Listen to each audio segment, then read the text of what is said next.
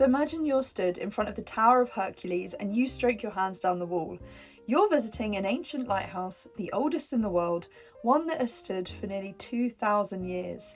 You believe you are touching the very same structure the Romans built. But what if much of what you can see was replaced just a few hundred years ago?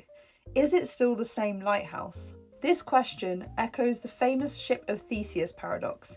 If every plank of Theseus's ship is replaced over time, is it still the same vessel, or does it become something new?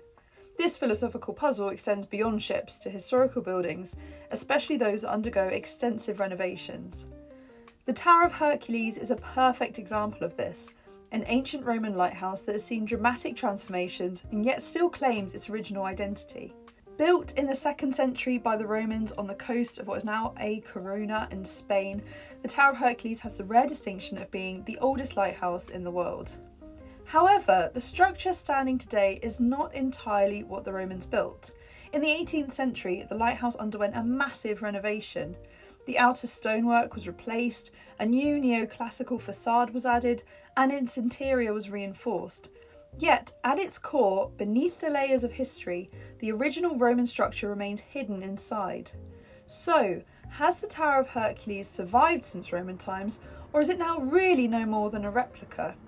The answer depends on perspective. So legally and historically, the Tower of Hercules is still recognised as a Roman lighthouse. Despite its 18th century modifications, UNESCO has granted it World Heritage status, acknowledging both its ancient roots and later transformations. Philosophically, it raises the question, is a building's identity tied to its original materials, or does it come from its purpose and history? If we stripped away the 18th century modifications, would it still be the Tower of Hercules? Some might argue that its essence isn't in the stones, but in the continuous function as a lighthouse.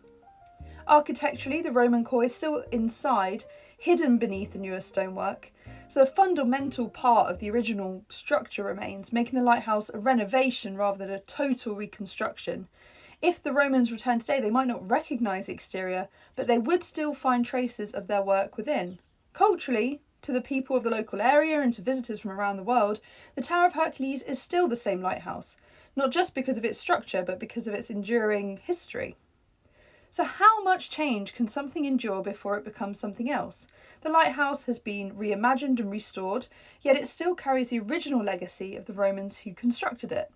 So I guess the main question when you're standing in front of the Tower of Hercules is, are you looking at history or a carefully maintained recreation of the past?